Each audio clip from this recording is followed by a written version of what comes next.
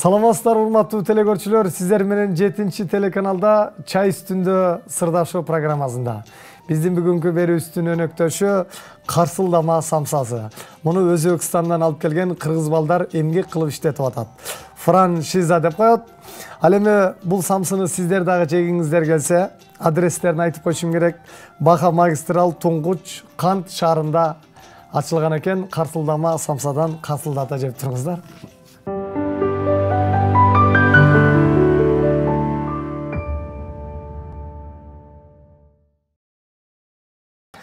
Чай үстүндө сырдашуу программасында бүгүн биздин чыгармачылыктагы өтө чоң орду бар. Болгондо дагы жеке номердеги эң мыкты кудул, эмгеги элге тарап, сөз элге тараган Союзбек Сейитказиев 7-чи каналдын коногу. Ассаламу алейкум, Союзбек байке. Ва алейкум ассалам. Кандайсың, Нуркат мырза? Ден соолук, иштер жакшыбы? Жакшы, өзүңүз жакшы. Союзбек Сейитказиев мына бүгүнкү күндө Кыргызга өзүңүз жалгыз сүйлөп, бир чыкканда 40 мүнөт, жарым саат сүйлөп, эл оозун аябай алынып калдыңыз. Бүгүн сиздин чыгармачылыгыңыз жөнүндө сүйлөшөбүз. Жана алдыдагы чоң масштабтуу концерттериңиз бар экен, ал концерттер жөнүндө сүйлөшөбүз. Биринчи сурообуз эми, алдыдагы концертиңизди кайсыл жерден баштайын деп атасыз? Биринчи суроо. Биз декабрдын 3-4-ü Ошто Бабур театрында концерт беребиз. 5-декабрда Жалал-Абадта Барпы театрында концерт беребиз. Түштүк жергесинде. Бул жаңы программада жазылган Күлкү жана чындык деген концерт. Келиңиздер, эс алып жылмайкыман айда эс алып кетиңиздер. Кыргыз күлкүсүнө, кыргыз куудулдарына салым кошуп кетиңиздер. 3-4 декабр Ош шаарында Бабур театрында концерт коет экенсиз, эми Ош шаарында баягы концерт кое турган жайлар көп аябай. Сиз Бабур театрын тандап калган себебиңиз? Эми Бабур театрын тандап калганыбыздын себеби бош экен дегендей. Бош экен. Жылуулук, атмосфера жагы жакшы дегениңиз. Баардык жагы да жакшы, кыргыз драмага деле койсок болмок дегендей, анан баягы бош жерин тандап кое бересиң. Эгерде бир жерди тандап кое турган болсоң, ал жерди күтүш керек. Күткөндө убакыт деген бар, план деген бар дегендей. Ошо. Анан азыр эми концертиңиз 3-4 декабр элдер сурап атабы? Концертиңиз качан болот? Качан келесиз? деп сурап атабы? Элдер сурап атат, чалып атат. Кудай буйруса, билеттер алдын ала сатылып өтүп атат. Кыскасы мени сыйлап, мени урматтап, менин чыгармачылыгыма кайдыгер карабаган кишилер чалып сурап атат. Ооба, эми сиздин стилиңиз аябай жакшы, сизге конкурент жок деп деле койсок болот. Ошто концертиңиз, анан эми 5-декабр Жалал-Абадта коет экенсиз. Алда концертиңиз жакшы өтсүн. Борбордо Бишкек шаарында да коесуз. Бишкек шаарында жылда эле жыл жаңырганда, жаңы жылдын башын күлкү менен тозолду деп ушу концерт коюп келебиз, бир 3-4 жылдан бери. 4-5 январда улуттук филармонияда болот. Көрүп аткан болсоңуздар, ошол күндү эстеп калып, билеттер тикет кейжи, кассир кейжиге коюлган. Ошол жактан алып кам көрө берсеңиздер болот. Бизде даярдык жакшы, Кудай буйруса, сиздерден колдоо, бизден аракет дегендей. Рахмат. Союзбек Сейитказиев, сиздин концертиңизде улуу муундагы аталар, апалар эле болуп калбастан, жаштардагы, орто муундагы бүт контингент концертиңизге келет экен. Анан ошол контингенттин бардыгын бирдей тегиз күлдүрүп кетиш сизге кыйынчылык туудурбайбы? Себеби 3 контингентти бир чогултат экенсиз. Көпчүлүк айтып берет да, күлкүнү бөлүп-бөлүп, жок, күлкүнү кандай киши күлөт? Күлкүгө бул сөз баккан, кыргызда жакшы сөз бар, күлгөндүн билгени бар дейт. Адам бир нерсени билсе, ошого ой жүгүртө алса, ошол жөнүндө айтылып аткан нерсе жөнүндө ойлоно алса, ал күлө берет баары, жаш кары дебей элечи. Себеби дегенде бул күлкү ушундай нерсе. Көпчүлүк эле кудулдар деселе мындай деп ойлой беришет да. Жок, кудулдар деген бул деген жашоодо болуп аткан нерселерди адамдарды чычалатпай, этин оорутпай, кагазга ороп, тамаша менен алып чыгып берет. Анан түшүнгөндөр күлө берет, түшүнбөгөндөр мени эле айтып атат деп сарсана боло берет дегендей. Ушул. Мына эми сиздер жакшы бир топ деп Беш Тапан деген бул Кыргызстандагы аябай жакшы группа. Беш Тапандай группа бул Орто Азиянын мыкты жигиттери десек болот. Ушул топтун ичинен эмгек кылып алдыга мынакей сурулуп кеттиңиз. Эми Бештапанын балдары топтору сиздин концертиңизге катышабы, катышпайбы Ош Жалал абадта? Ош Жалал абадта жок, Ош Жалал абадта мен баягы өзүм баягы жеке концерт коюп, анын үстүнө баягы Сонли номуру менен чыккандыгына байланыштуу ушу көбүнчөрөөк өзүм бүлдүрөйүн деп чечтим. Анан көпчүлүк айтып калат, баягы концертте биздикилер концерт коет да анан ашар кылып анан тигини муну чакырып алып анан о концерт койдум дей бересиңерби?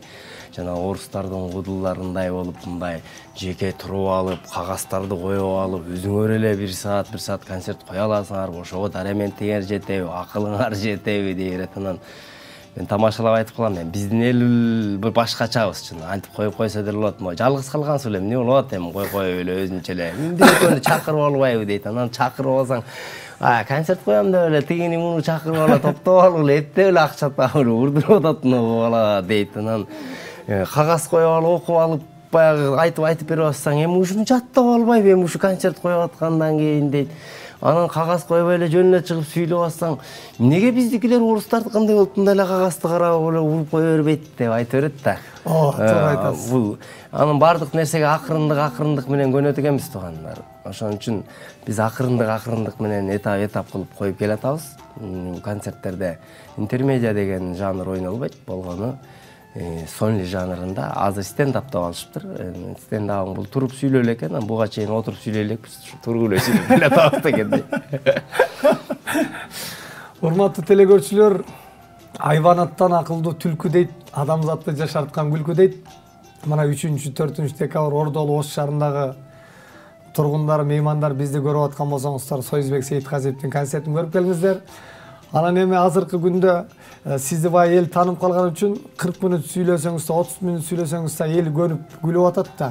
Бирок эч ким тааныбаган адам 40 мүнөт сүйлөсө эл чыгып кетсе керек, Эгерде сөз маанилүү, салмактуу боло турган болсо, эгерде элди ээрчитип кете ала турган болсо, кармаса болсо керек деп ойлойм. Мисалы кинолордо эле чыгып атат да, эл тааныбаган эле, эч ким көрбөгөн эле актерлор чаа калып ойногондо мыкты ойноп койсо, таң калып карап, "О, кино сонун экен, актер сонун экен" деп атпайсың. Анан эл тааныган эле, эл билген эле белгилүү дүйнөлүк багы эл көзүндө жүргөн актерлор деле начар кино ойноп койсо, аны көрбөй коюп аткандай эле. Кудулдарда деле ушул, мындай эл таанып, элдин баары сыйлап аткан кудул деле чыгып, начар сценарий тандап алып ойной турган болсо, зеригип кете берет. Ал эл деген ушундай жакшы нерсени көрүп кете берет да. Ошон үчүн баягы капилеттен чаа калып, катуу күлдүрүп жүргөн балдарды жаңчы кыймыл экен деп калк айтса калп айтпайт дейт. Элдин ичиндеги сөздөр. Бүгүнкү күндө эми кыргыз сатирасынын орду чоң журналист байкелер, кыргыз сатира сүйгөн байкелер, Рахман Разыков Раматов өлгөндөн кийин кыргыз сатира кулады деп калат. Анан бирок чындап эле бүгүнкү күндө интермедиалар ойнолбой, же заман жаңырып атабы, же сатира жазылган жок болуп атабы. Мына кудулдардан ушу иштеп аткандан сиз анан Борончо байке Тынар акерлер эле концерт коюп, калган кудулдар концерт деле койбой калды окшойт. Жок, коюп эле атышат десең. Коюп атышат. Коюп эле атышат. Окшобой жатат, Жок, ушуга айтсаңыз, Рахман Разыков өлгөндөн кийин кыргыз сатирасына зыяны тийдиби аябай эле чоң жоготууга? Эми кыргызда жакшы сөз бар ба, жоголгон бычактын сабы алтын депчи. Анан Рахман Разыковдун бул дүйнөдөн кеткенден бери кыргыз сатирасында элди баягы козуткан, элдин баягы бүйүрүн кызыткан, элдер деп сүйлөшкөн сатира чыга элек. Тамашага салып чындыкты бийлик айткан сатира жок, тамашага салып чыга элек. Анан ал киши деген баягы бул сатираны жаза берип көнүп калган да, баягы повар деле тамакты тура калып ар түрлүү кылып ыргытып жазап коюп атпай калды эле, башында кыйналган да. Анан бул киши деген ушу сатираны жазып жүрүп көнгөн, кимге кайсы жарашат, ким ойносо кандай отурат, бүттүгүн билип ошонун үстүнөн жазган бул сценарист, сатирик болгон экен. Анан ошентип жазып берип ойнотуп турган да. Анан бул киши кеткенден бери деле сатиралар ойнолуп атат. Ойнолбой калды деген эмес, баягы бир баягы популярный кафенин повар алмашып кеткенден тамагы бир аз тайсалбай чет. Ошол сыяктуу болот окшойт деп ойлойм да. Жакшы повар алмашып кетиптир, Урматтуу телекөрүүчүлөр, мына бизде конокто супер кудул, жекме жеке чыгып сүйлөмөйдүн чебери Союзбек Сейитказиев конокто болуп атат. 5 декабрь Жалал Абад шаарында барып сүйлөйм дейт. Жалал Абадта туугандар келип Союзбек Сейитказиевдин концертин көрсөңүздөр болот. Сиз жеке номер көп концерт койдуңуз. Рахман Ыразыковдун сиздин сатирларыңызды жазып бергенге тиешеси барбы, жокпу? Же өзүңүз жазгансызбы бардыгын? Эми Бештапанда жүргөн кезде Рахман Ыразыков баардыгын жазып берет. Группаныкын жазып берчи. Анан бул жекече иштеп баштаганда мен сатираларды ошол концертке жаза турган нерселердин баардыгын жазып алып көтөрүп барып, агай мен моундай кылып жаздым, ушуну кандай кылып ойносом болот, кантсем болот деп алдына алып келип кагазды бергенде бир сыйра окуп туруп анан эми ушуну айт. Азыр мен оңдоп кое турган болсом, анан сен көнүп аласың буга. Ошон үчүн азырдан баштап өзүңдүн арабаңды өзүң сүйрөгөнгө, өзүң режиссер болгонго, өзүңдү өзүң сырттан көрүп, өзүң тамаша жазганды үйрөнө бер. Бул өмүр деген түбөлүктүү эмес. Биздин деле жаш келе атат. Анан үйрөнүп калгыла деп көңүл бөлбөй койгондо мен бир топ таарынгансы делем. Меникин карабай койду деп көрсө ал киши туура кылган экен. Андан кийинки концерттеримди жазып өзүм эле коюп келатам. Эми ал кишинин салымы бар. Себеби ушул чөйрөгө алып келди, тарбиялады, сахнада жүрүштү, сүйлөштү, сатираны кантип жаралышын, жок жерден кантип сатира таап алышты, коомдогу болуп аткан нерселерди күлкүгө айлантышты, үйрөттү. Эми бардык нерсенин купуя секреттери бар да, ошолорду кичине болсо дагы үйрөттү да. Секреттерин. Анан бүгүнкү күндө жаркыраган ресторандар көбөйүп кетип, муного жаркыраган маданият үйлөрү, клубтар, же бир дом культура, же театр ушундайлар мына жаңырып, жаңы салынып, элди маданиятка тартуу, үгүттөө иштери жок болуп атканы бул сахна үстүндө концерт коюп жүргөн артистке зыяны тийеби? Артистке зыяны тиет. Себеби дегенде азыр өзүң деле мына кыдырып жүрөсүң. Кыргызстанда 7 областтын центрине эле кышында концерт коюп болсоң, калган жерлерге коюш кыйын да. Бирок азыркы адамдардын баардыгы кышында бош болуп атат да. Күздүн күнү той менен алек, жайдын күнү эс алуу менен алек, жаздын күнү дыйканчылык менен алек. Анан кыш келгенде баардыгы бошоп концерт көрөйүн десе, маданият үйлөрү суук, аякка барбайт. Анан ошондон улам ресторандан, кафеден чай концерт дегендер ошондон чыкты окшойт. Анан азыр кыдырып деле эч ким деле концерт койбой калды, чынын айтыш керек. Клуб жоктун айынан. Клуб жоктун айынан дейин десең, аракеттин жоктугунан эле го дейм. Эмнегедир мен деле көп жерде тамашалап айтып келем го. Мурдак ырчыларды, же кудулдарды, акындарды Кыргыз Республикасынын эл артисти, эмгек сиңирген артисти деп жар салат элек. Мындан кийинкилерибиз мында Кыргыз Республикасынын тойлорун эмгек сиңирген артист болуп калбасак болду депчи. Адам баласы оңой нерсени жакшы көрөт экен да, баардыгы эле жеңил нерсени ким эле жаман көрсүн дейчи.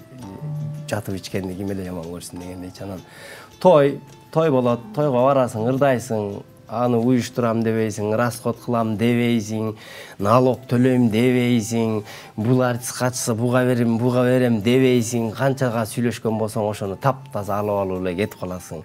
Бир күндө 30-40 миң, 50 миң, алды $1000 чейин чыккан ырчылар бар турабы. Анан тойлорго 3 тойго бара турган болсо, мисалы үчүн $500 деп коелу, $1500 күнүнө таап турса, ал айылды кыдырып чиндиби десе. Анан негизинен алганда ушул чыгармачылык дүйнөсүнө келген адам каалайбы каалабайбы Кыргызстанды кыдырып концерт коюш керек. Себеби концерт коюп барып, ошол айылга барабы же районго барабы, ошол жердеги элдер менен баарлашып, ырдап берип, жаздын күнү ушу кыдырып койсо болот. Анан күздүн күнү тойлорунда жүрө берсин. Тойду токтотсун деп айта албайсың, баардыгын эле той багып атпайм. Эми Бишкекте концертиңиз жөнүндө сүйлөшүп кетели. 4-5 январь Бишкек шаарында филармонияга коюмдоп атабыз. Январь айында 4-5 неге бул айды тандайсыз? Өзүңүз айткан кышында бош деп калдыңыз. Анан филармонияга көп концерт коебуз. Акустикасы жагабы же тааныштарыңыз барбы деген. Жок, мындай да филармония деген нак концерт кое турган зал. Чыныгы концерт залы. Спорт сарай менен филармониянын айырмасы бар да, спорт сарай болуп атпайбы, сарай болуп атпайбы, бияк филармония болуп атат десең, анын үстүнө баягы 1000 кишилик орун, дворец спорта деген 2000 кишилик, 2200 кишилик да, анан кудулга мындай чакан залыраак жакшы да, мындай күлдүргөнгө да жеңил болот. Анан филармонияда биринчиден акустика жакшы, экинчиден тартип жакшы. Мисалы үчүн концерт берип аткан адамга эч ким мешайт этпейт. Мисалы филармониянын артына эч кимди киргизбейт дагы, чыгарбайт дагы, ошол жагы контролдо карап турат. Анын артына жанагындай тамак аш киргизип, анан ар ким кирип алып, сени эч ким алаксытпайт. Аекте концертке тиешеси жок киши киргенге болбойт. Себеби филармониянын мыйзамы ошондой да, ички тартиби, эми филармониянын тартиби ошондой. Ама ошол жери жагат. Бардык нерсеси концерт койгонго ылайыкташылган. Аекте концерт койсоң, өзүң да рахат аласың, концертке келген кишилер да рахат алат. Себеби дегенде мындай чечинип кирип, кадимкидей культурный кийинип барып, жумшак диванда отуруп алып, жана эмеде креслодо отуруп алып, сонун концерт көрө алат да. Ошонусу жагат, уютный, мындайча айтканда, концерт койгондой болосуң. Эми концертте баягы расход деген болот го, сиз эми күлдүрүп кеткениңиз менен ар чоң масштаб, чоң здание, чоң зал болот. Ошо расходторуңузду кантип жабасыз? Же сизди колдогон бирөө барбы, же өзүңүз билеттер менен жабасызбы? Колдогон эл да, карапайым спонсоруңуз эл, күйөрмандар, ошолор. Мен ушул быйыл 7-чи концертим. Мен ушул күнгө чейин эле колдоо көрсөтүп келатат эл. Мен элге ыраазымын. Дайыма келет, колдойт. Анан ошондон түшкөн акча менен эле филармониянын арендасын да төлөйбүз, налогду да беребиз, келген артистке чай да беребиз, өзүбүздүн жашаганга да калат дегендей. Ушу элден айланса болот. Элдик элге жетет деңиз. Элдик элге. Мана 7-нин бири кызыл деп 7-чи каналда 7-чи концертиңиз жөнүндө айтып берип аткан экенсиз. Буйруса жакшы болсун. Анан дагы бул баягы эл ичинде сөз жүрүп калат, комментарийде сөз жүрүп калат. Союзбек Сейитказиевдин концертине аябай маданияттуу адамдар барбаса, ал өтө маданияттуу сүйлөйт. Мындай биз жанагындай мындай интермедиаларды көрүп жүргөндөр биз күлө албай калабыз деп да калат. Ошолорго сиз кандай карайсыз? Мисалы, көп ушинтип айтат да, аябай маданияттуу. Союзбек Сейитказиевдин концертине барсам, бир мугалим сүйлөгөндөй болом деп. Адашып барып калгандар ушинтип айтып калат экен да. Бул ушундай контингент топтодуңузбу өзүңүз? Же сөздөрүңүз ошого ылайыктуу болуп, ошол зрительдер келип калдыбы? Эми ар бир кудулдун өзүнүн эмеси, стили деп коет го. Стили болот да. Анан адамдын баардыгы бир кудулга күлө бербейт да. Эгерде бир кудулга күлө бергенде, анда бир эле кудул болмок. Ошон үчүн ар түрлүү жанрда ойногон адамдар бар, ар түрлүү кыялланган адамдар бар.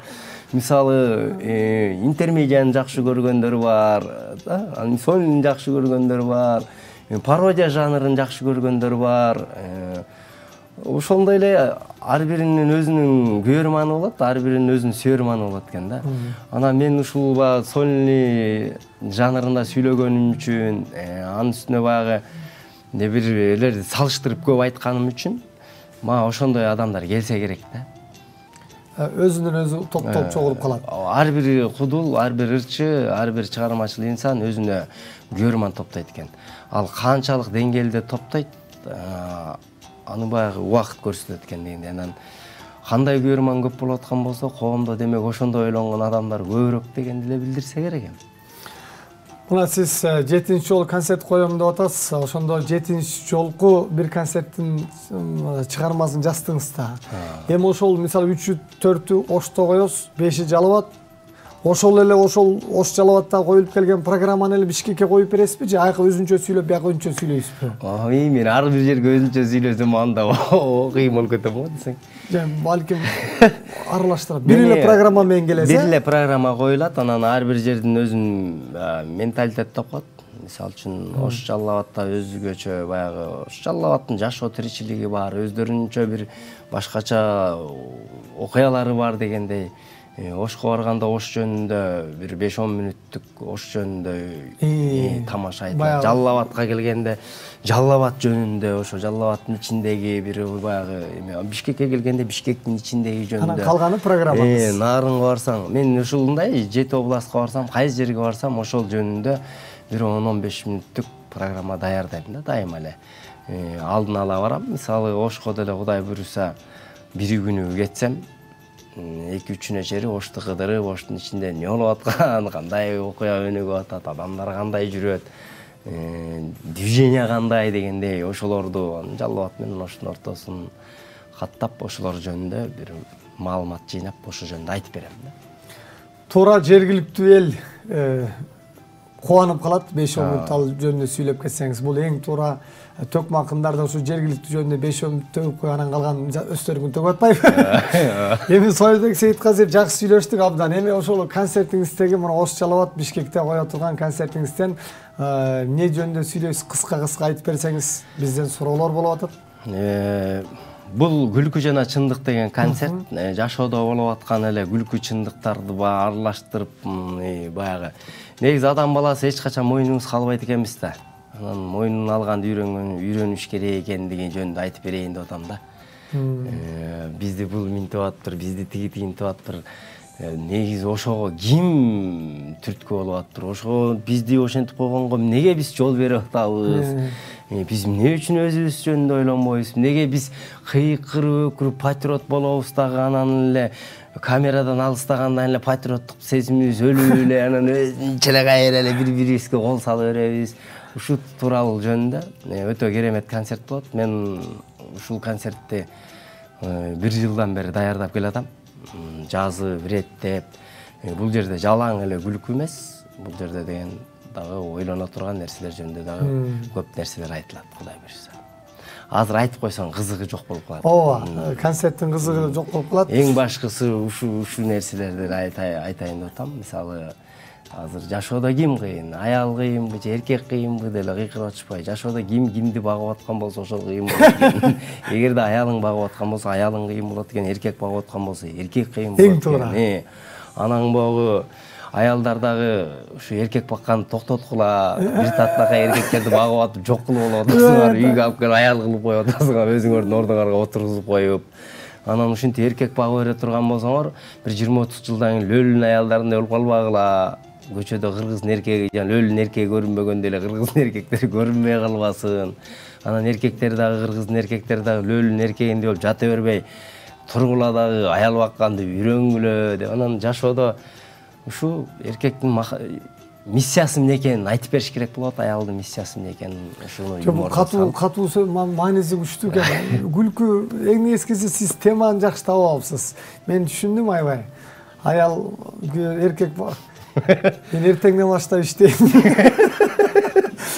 Эртең урматтуу эркектер иштейли. Туура айттыңыз. Аялдар багып атат да эркекти. Көчөдө кымбат машинени айымдар минип калды. Бул аялдар акча тапканын каяктан үйрөнүп кетти я Союзбек. Ар бир сөзүңүздө чындык бар болуп атат. Бул толук эмеси вариантын концертте айтылат да, бул кенен тема да.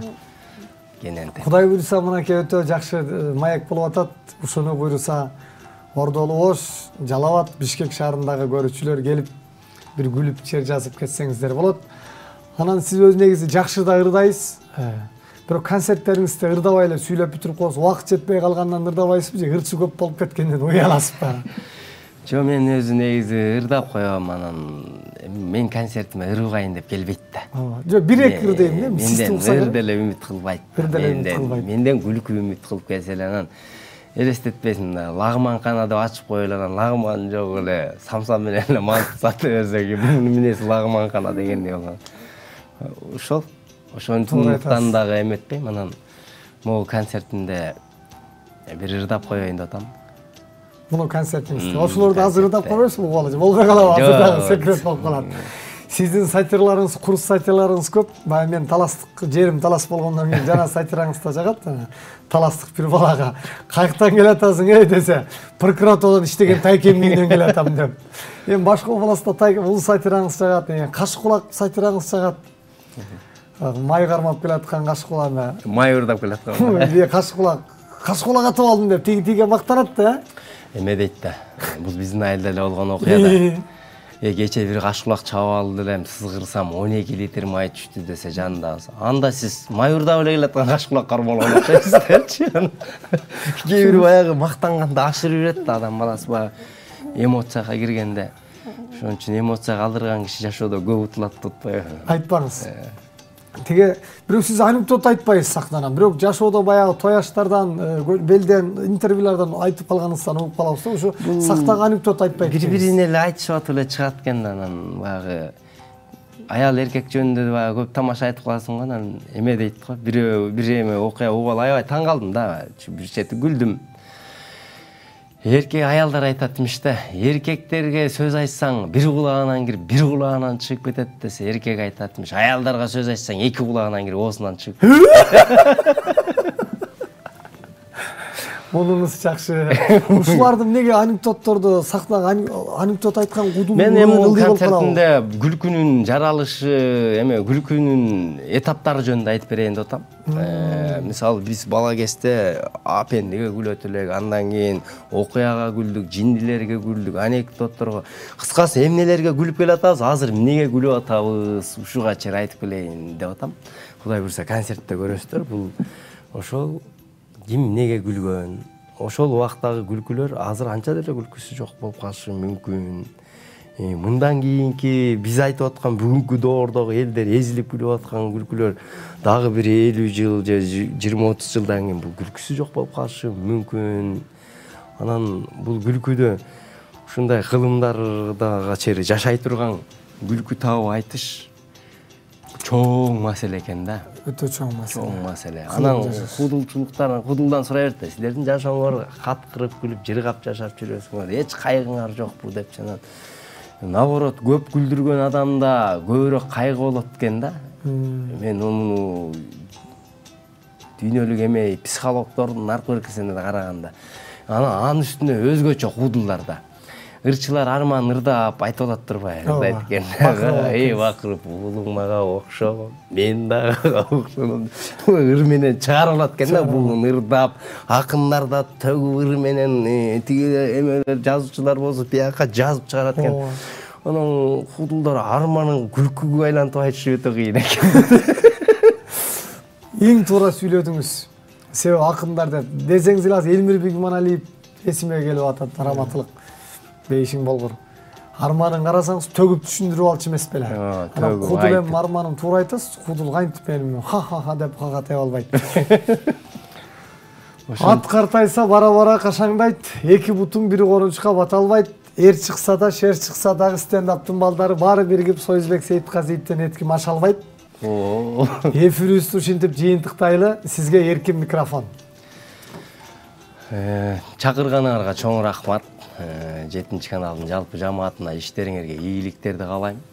Кыргыз элине пайда алып келген жакшы эфирлерди жарата бергиле. Жалпы кыргыз элине тынчтык каалайм.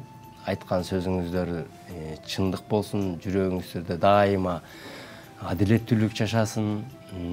Жалпы кыргызстандыктар бири-бирибизди сүйөлү, бири-бирибизди урматтайлы, бири-бирибизди жек көрүп, жаман көрүп, артынан сүйлөй берип күнөөгө батпайлы. Жалпысынан мекенибиз өсө берсин, өнө берсин, гүлдөй берсин. Кыргызстан бизге гана керек. Ошон үчүн мекен жөнүндө көбүрөөк ойлонуп, мекен жөнүндө көбүрөөк жакшы чыгармаларды жазалы, ырларды жазалы, патриоттук темадагы дегендей. Анан жалпы кыргызстандыктарга ишиңерге ийгилик, эң башкысы ден соолук, жүрөгүңөргө тынчтык каалайбыз. Чоң рахмат Союзбек Сейитказиев. Биздин өнөктөшүбүз Карсылдама самсасы. Карсылдама самсасын Өзбекстандан кыргыз балдар алып келиптир. Производствосын франшиза. Ал эми бул Карсылдама самсасын жегиңиздер келсе, Баха магистралда Туңгуч Кант шаарында ачылыптыр. Ошол кыргыз балдарга дагы иштерин ийгилик каалайбыз. Урматтуу телекөрүүчүлөр, биз ушу менен эфирибизди жыйынтыктайбыз. 7 телеканалдан көрүшкөнчө сак саламатта болуңуздар.